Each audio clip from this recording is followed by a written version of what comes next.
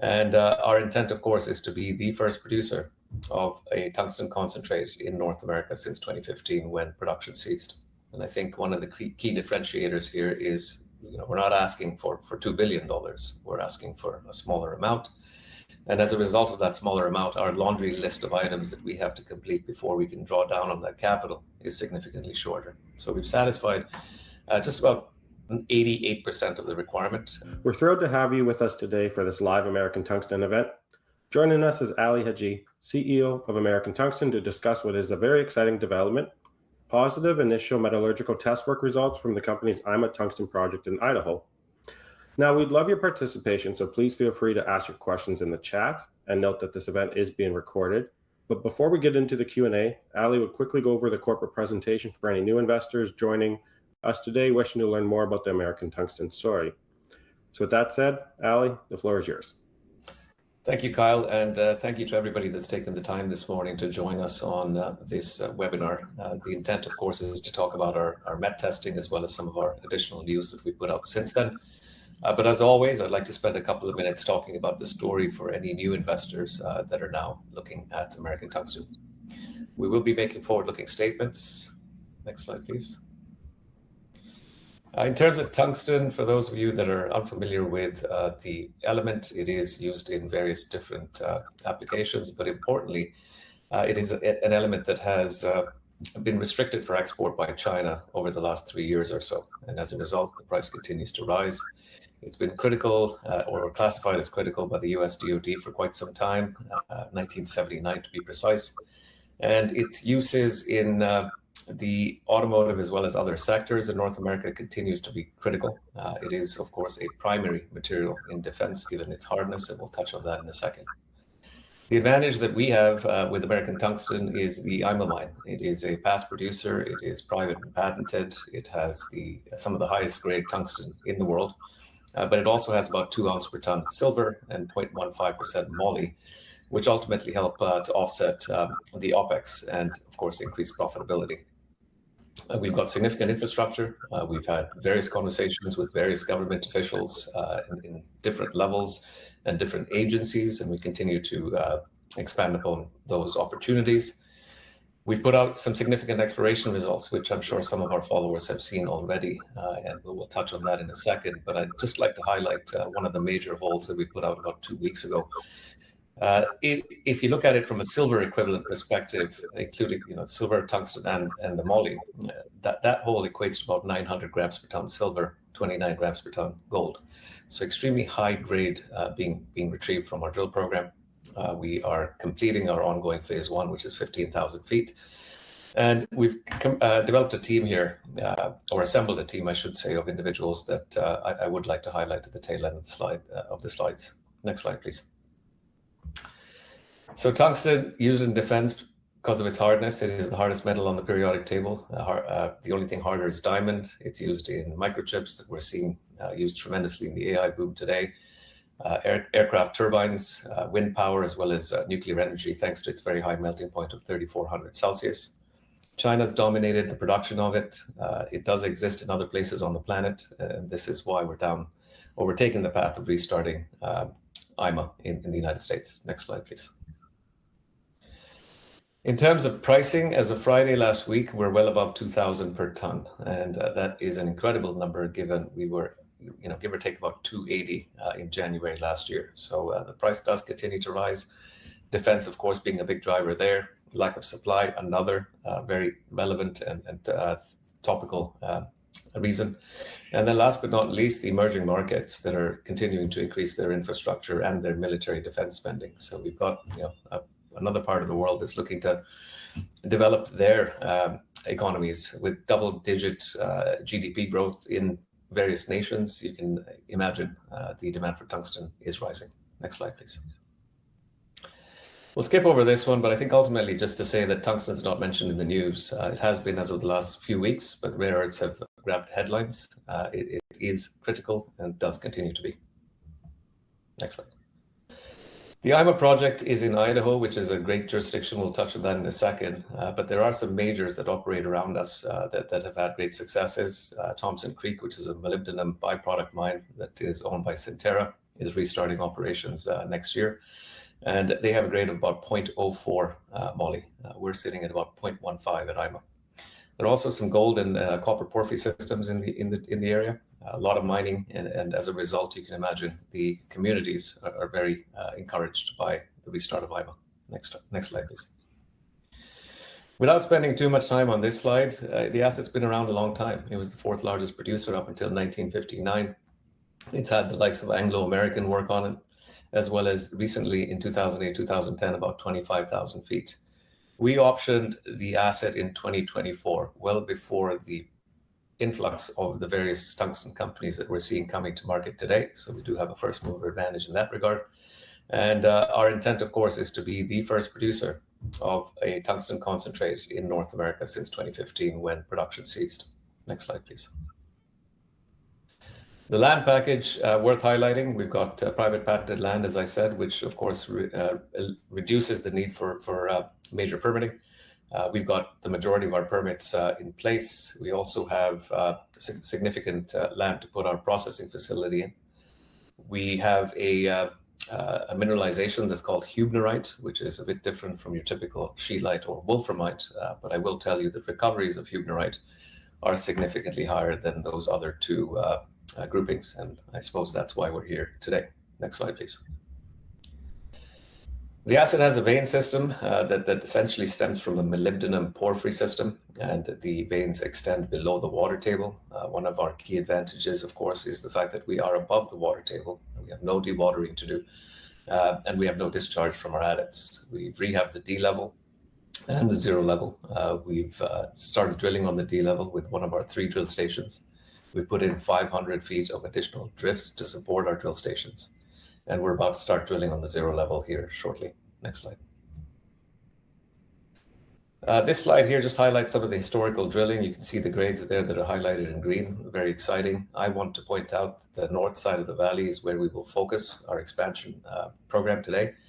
And given some of the high grades seen on the south side of the valley, once we are in production, we will be moving the rigs across the Patterson Creek to bring to light the potential resource upsides on the south side. Next slide. This slide is important because it shows you some of the assay results received in the past by Inspiration, which was a subsidiary of Anglo-American. XRF assaying techniques did not exist back then. And so the grades there, while still very strong, given the global average of tungsten production is about 0.2, at 0.43, significantly higher than the global average, with about 2 ounces per ton silver across the board. When we re-assayed these results, they came in about 40% higher. So I think there's still a lot of meat on the bone here that needs to be extracted. And the reason behind that increase in grade is driven by XRF technology and the ability to better understand ore bodies. Next slide.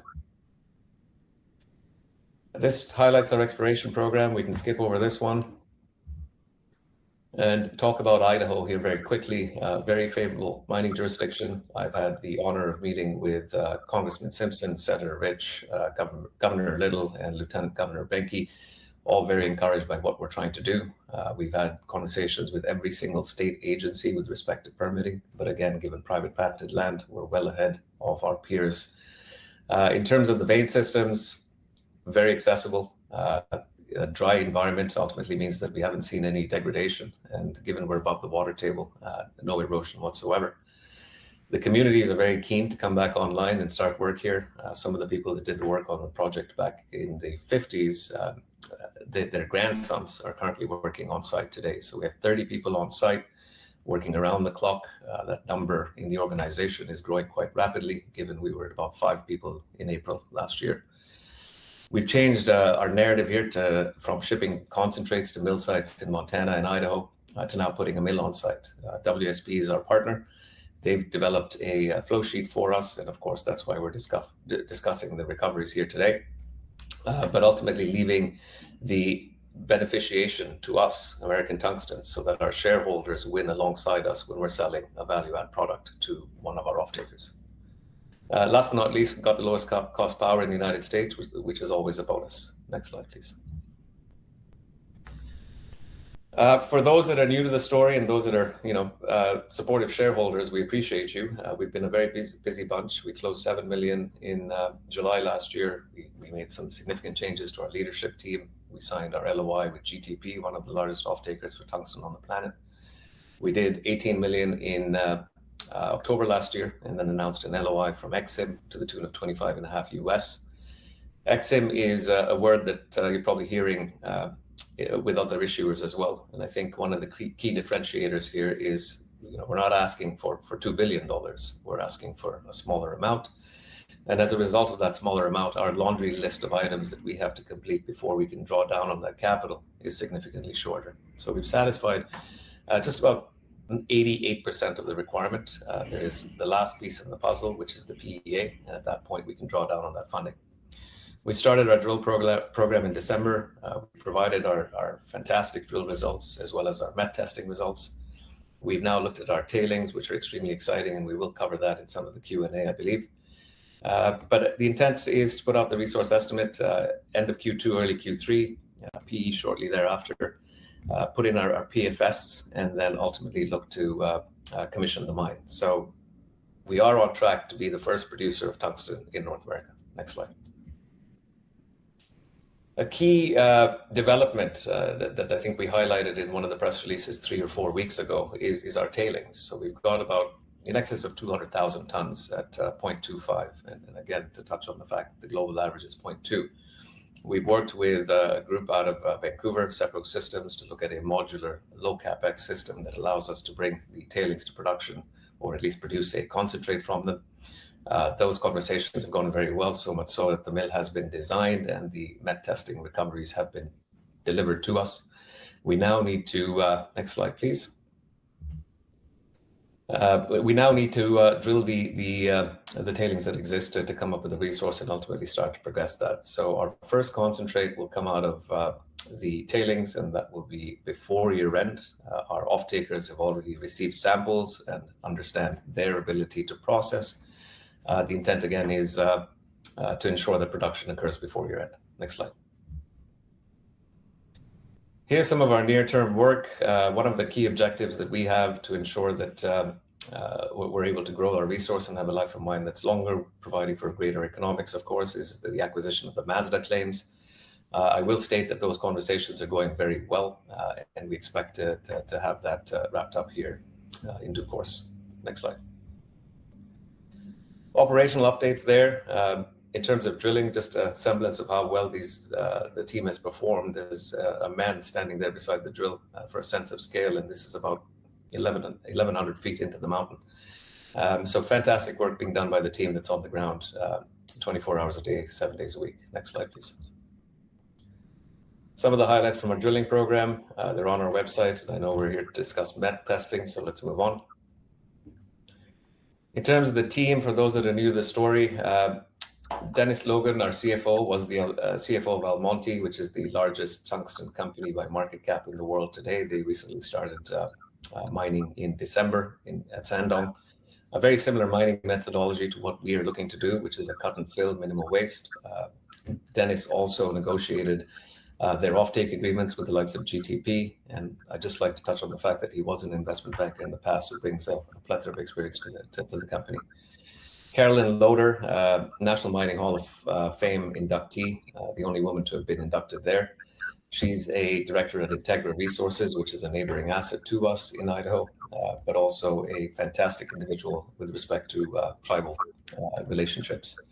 Dan Nicholas, ex-Department of Energy, where he led the largest portfolio at their LPO. Jim Whitaker, Chief Operating Officer of Capstone Copper, built the likes of Escondida as well as various mines around the world. And then Duncan Blunt, who is the Chief Executive of Chilean Cobalt Corp, but also an individual that is one of his forefathers are some of the founding fathers of the United States. So it does open up a significant number of doors for us in government. Next slide. Dave Sabrin, a gentleman that's built 2 underground mines in the United States. So we're very happy to have him building IMA. Liam's built 2 $500 million advanced material technology companies, Nano Explore and Biographene Solutions. So very pleased to have him stick handling operations. VP Exploration is Austin Zinser. He was at Perpetua, a company that recently received $2 billion from Exim in Idaho as well. Joined us about 18 months ago. Joanna Longo leads our IR. She's an individual with a vast amount of experience on Bay and Wall Street and continues to bring the institutions, such as the ones that have recently participated in our bought deal, to the fold. Michael Zaire is our lobbyist in DC. I will touch on the fact that we have two other lobbyists that are not here but should be mentioned, Roy Igerin and Melinda Merrill in Boise. And then Finley Baker, a true tungsten veteran. He was at Cantung from inception up until they went and mothballed the operation in 2015 when the Chinese flooded the market with cheap tungsten. So we've assembled a very strong team to execute, and that's some of the highlights of the individuals. Next slide.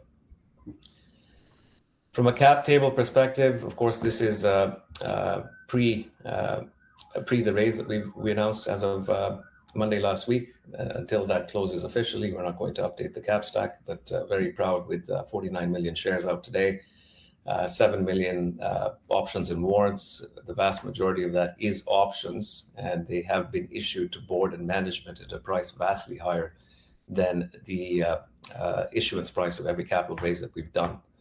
The intent there is to ensure that this new team that we've assembled here, that consists of world-class individuals, have the ability to grow their ownership within the organization, have skin in the game to ensure the success of the organization.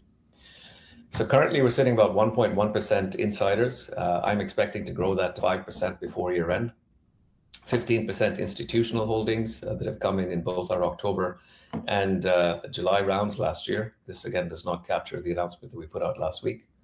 84% retail, of which 7,400 are in the US, 6,000 or so in Canada, which ultimately drives the volume that we see on a day-to-day basis on both sides of the border. In terms of our listings, we're currently on the CSE. We're in Frankfurt and on the OTCQB. We're in the midst of completing a TSXV uplist, and we cannot do that until the financing closes, of course, due to regulatory reasons. And then we are contemplating a US uplisting. So if we're able to get that done by June, I would happily proceed down that path.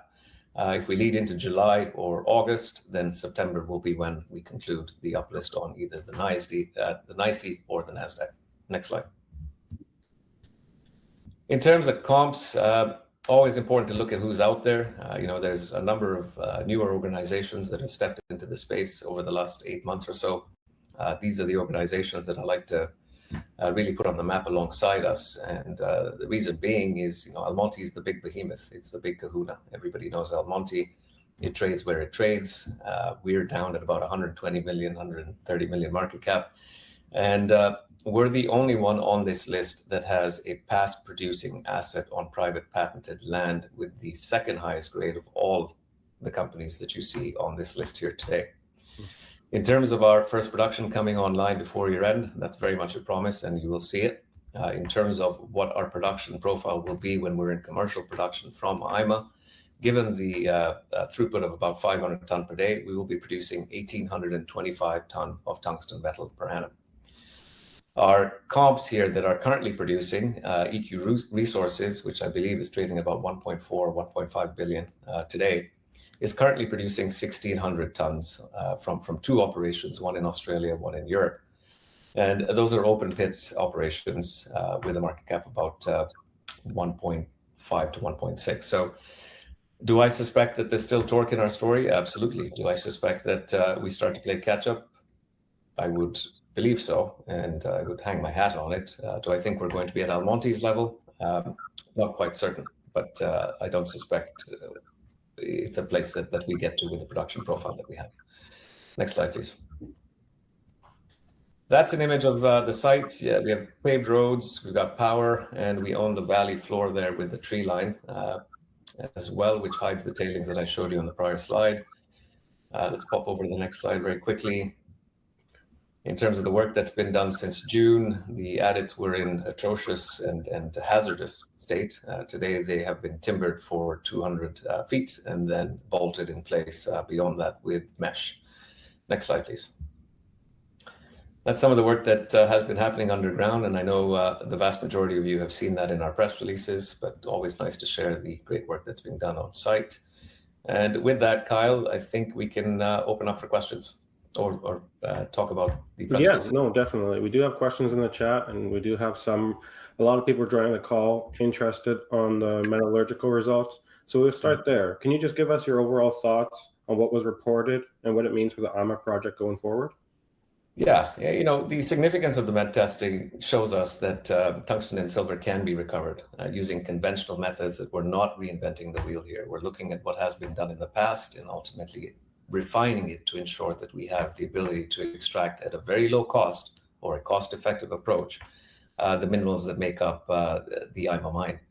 The optimization that we're considering, as well as some of the met testing beyond what we've currently done, will ultimately allow us to increase our ability to keep that beneficiation with the shareholders at IMA to ultimately earn the beneficiated price as opposed to a DSO model. Now, at the beginning of the presentation, you mentioned the growth in the commodity since of January last year. It's relatively new to many people. So the staged Falcon gravity concentration achieved 94.4% WO3 recovery. What does that mean for the project potential processing efficiency, and how does it compare to industry benchmarks? I'll answer the second question first. In terms of industry benchmarks, it's industry beating. It is world class in terms of the recoveries that we've seen. And for the company, what we see here is the ability for us, as you know, you consider selling a product at 1% WO3, your off-takers are going to give you a smaller price relative to something that's at 94.4% WO3. So the price has continued to rise, and that's driven by the increase in demand as well as the limited supply. China's mines in themselves have grades that are declining, and as a result, they're unable to, quite frankly, mine what they require for themselves, let alone export, right? So those recoveries are extremely exciting. Our off-takers are very pleased with them because that ultimately means that they have a lower cost to bring it to the 100% that would be required for the downstream application. So we're extremely excited by those recoveries, and given they are world-class and industry beating, given the average globally is about 60 to 70%, we're extremely happy. Now, the heavy liquid separation results also showed strong WO3 recovery. How does that reinforce the case for dense media separation as a pre-concentration method? Well, the test work shows that HMS would serve as an effective pre-concentration step. It's not something that we're doing that's vastly different to what's being done around the world. It just allows us to put together a product at a lower, in terms of CapEx, it's not a huge input to the system.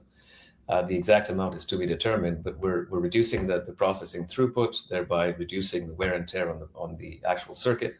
And we'll be producing a very high-grade product as a result as well. In the press release, it also stated that the sulfide flotation successfully recovered copper, silver, and molybdenum alongside the tungsten. How does that polymetallic potential factor into your overall value proposition for the project? If you were to look at some of the projects around the world, you might have tungsten in there at about anywhere between 0.1 to 0.2, and it's an open pit. You've got nothing of value beyond the tungsten. And of course, if prices were to start to come back down, which in my view, everything that goes up that quick is going to come back down, but you will have a new floor associated with that price. And so the ability for various miners to be competitive is very dependent on a baseline price that ultimately ensures profitability. For us, having silver, copper, and moly, with silver at about 2 ounces per ton, copper grades are they're not very high, but of course we will have value from them. And then molybdenum at 0.15, which is significantly higher than what you're seeing in production for moly around the world. That represents between 15 and 30% of the in situ metal value. And if you were to flip that to dollars, you're looking at anywhere between $220 up to about $400 per ton that would be recovered to offset our OPEX and also hedge us against any decline in price. However, I will say that the hedge against a decline in price is fantastic to have. It's a nice to have, but it's not a need to have for IMA, given the very high grade of our tungsten itself at about 0.67. And if we implement X-ray ore sorting, which is certainly part of the plan here, the grade that goes into the flow sheet will be in excess of 1%. So again, very high grade tungsten being processed that ultimately ensures profitability. And now we have this added hedge that brings about 15 to 30% of value to the project. So this was initial MET test results. Can you elaborate on the next phases of metallurgical testing plan, particularly around geometallurgical variability testing and locked cycle-Falcon gravity testing? Yes, it's early days certainly, but what we provided to not only the three off-takers that we're working with, but the lab that we're working with out of Vancouver was an indicative sample set of the ore that is expected to come out of the mine. And what we've seen from our MET testing, not only from our laboratory, but from the off-takers as well, is extremely encouraging. So this next phase ultimately just looks to ensure that we have the ability to simulate continuous processing. We've got to make sure that we're able to process this continually. And the assessment of the gravity circuit will ensure that this is something that provides longevity. And again, I want to reiterate, what we've done here is not reinvent the wheel. So this is not a brand new flow sheet. We've simply added some enhancements to what was done historically when this mine was in production. We're going to optimize the flow sheet, some variability testing, and then a couple of small pilot scale studies. But really exciting stuff coming out of this mine, given where we're at today. No, that's the ore from the mine. You also have the historical tailings you touched on, currently undergoing additional metallurgical testing. What potential do you see in those materials, and what could a positive result mean for the project? Well, it's if you look at in excess of 200,000 tons at 0.25, with the modular system that I highlighted in the presentation being a very low capex item that could ultimately also help process some of the tailings from IMA when we're in production. It just allows us to put out a product here very quickly. In terms of the tailings and what they look like or look and feel like, but for those of you that are golfers on the phone call, imagine bunker sand with little black specks in it, where that black speck is the silver and the tungsten. So we believe it is very economic to reprocess. We also think that, not think, but know, we'd be good stewards of the landmass that we operate in by remediating the tailings. So, clean up the land that was left behind by the prior operators and ensure that we're generating significant value from it. So the tailings opportunity was a big surprise to us, but a very welcomed surprise, given we can convert that to revenue at a very low capex and start with it well before we bring IMA to production. Great. We have one more question, then we get to the chat here. We have a few minutes left. With the bought deal financing now completed, what are your near-term priorities for deploying that capital at the IMA mine? Well, we're definitely going to ramp up on MET testing and flow sheet enhancements. I think that's important for us to do. Permitting, as well as any potential property acquisitions. I think that's something that, given we're building a processing hub in Patterson, Idaho on our property, if there are assets that make sense for us to bring into the fold that ultimately provide us with feedstock, that is certainly something that we will look to do. Given the expanded treasury today, we will, of course, given the very exciting drilling results that we've had, put more holes in the ground in order to continue to grow the resource. And then the balance, of course, will be working capital and corporate. Now, during the cap structure slide, you touched on this briefly, but the status of the TSX uplisting is previously targeted for February. Is it still on track for the near future? It is on track. So, as February was certainly when we had hoped to do so. We have been in a, let's call it a number of different conversations with respect to bringing capital over the line, which was announced with that bought deal. And we cannot complete that uplist until the bought deal has concluded. That is going to happen on or before March 18th. And shortly thereafter, we will be uplisted to TSX. What is the status of the IMA mill engineering plans? Roughly 30, 60, 90% complete?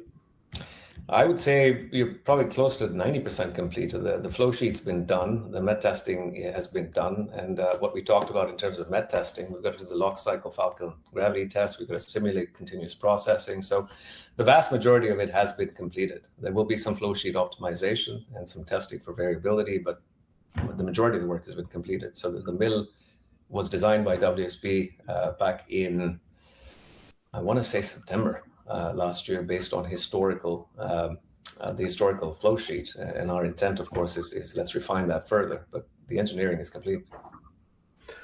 So roughly speaking, Peter Epstein's wondering how much cash do you have today, and when might you draw down on the Exim loan, as soon as 2026, or are you looking at 2027 to utilize that? It's a good question. If you look at our treasury today, we're sitting at about 15 million Canadian. If we rather when the bought deal closes, we'll add about 32 and a half if we do the 35 million. If we take the over allotment, which brings us up to 40, we'll end up with an additional 37 million in the bank. The Exim will be released to us once we've completed our PEA, and that'll, of course, they've got to go through their process. I will tell you that I've had a number of conversations with Exim, and they work at the pace that they work at, but given this is not a large check, I suspect that it'll be ready for us here in short order.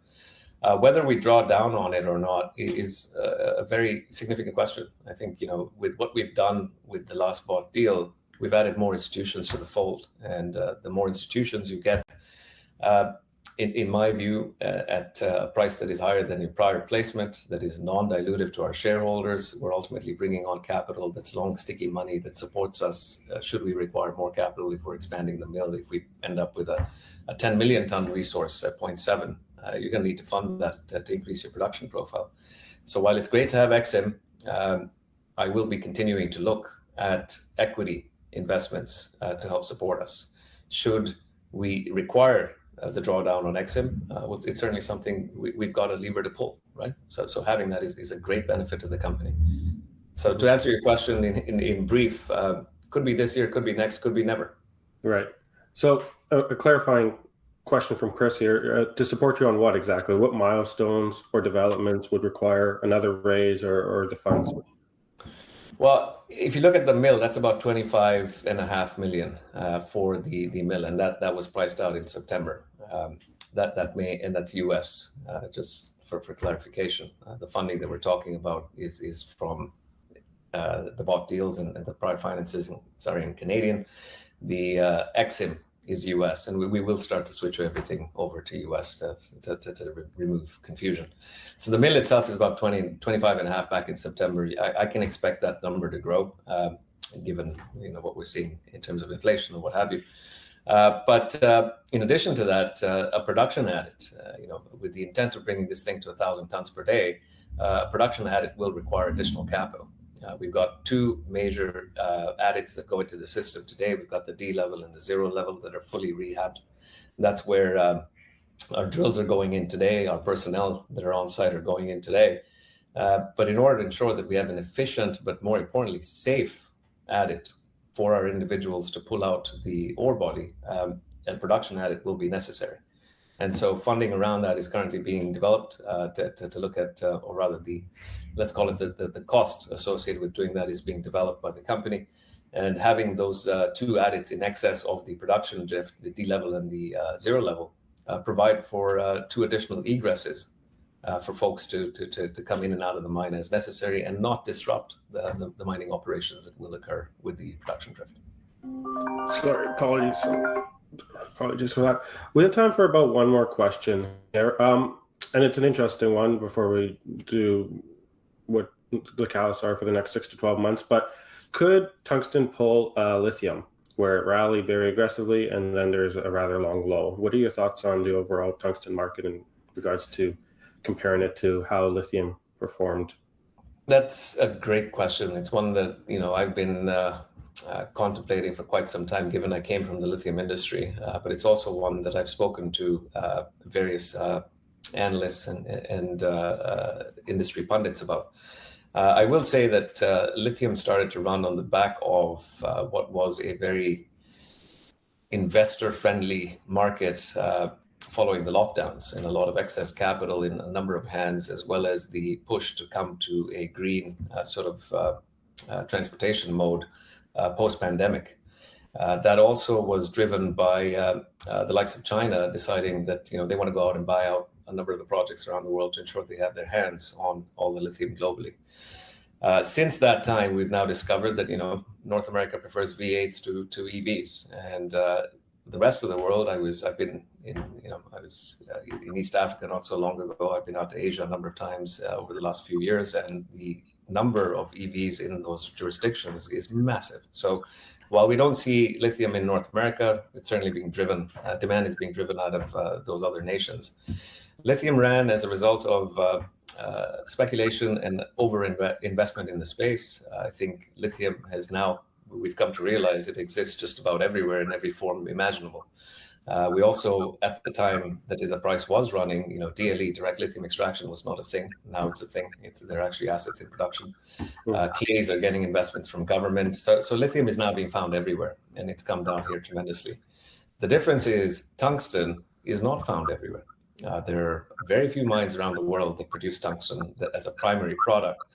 A lot of them have now been underwater and would take many years to dewater and build water treatment plants. You also have the fact that the grades of the mines that have been producing throughout to date have grades that are declining. So there have been some new discoveries, and the biggest one of them all is, of course, Fireweed's Mactung project, right? 42 million tons at 0.7, yes, fantastic, but it's out in the middle of nowhere, and getting infrastructure out there to bring that behemoth online will take a number of years. So the difference in tungsten is it is not found everywhere. The restarting of old mines will be very difficult. The degrading grades around the world, of course, reduce supply. And then the fact that, again, there are big assets, but new discoveries, but they're extremely hard to bring to market. So tungsten's a bit of a different beast. And what I would encourage you to do is, if you can get your hands on a report that was put together by BMO Monday, the week prior,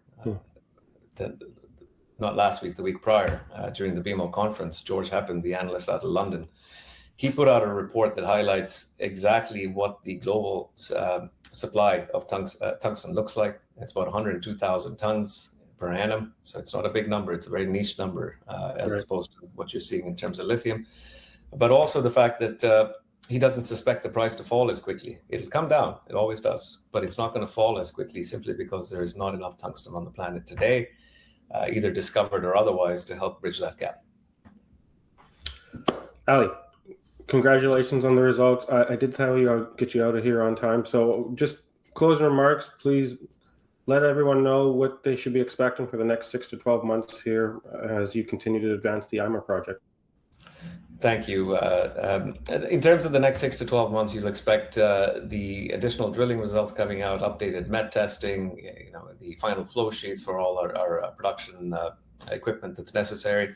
Of course, the biggest one is production from our tailings. That'll happen well before year end, which I think will be instrumental to cement our position as first mover and the first producer of a tungsten concentrate in North America since 2015. We've got our uplist strategies on both the TSX and one of the US exchanges later this year. So a very busy year, not to say we haven't been busy. I think we've done a fair bit since June last year, but we're just about to get busier. Excellent. Thank you so much, Ali. Appreciate your time. My pleasure. Thank you all.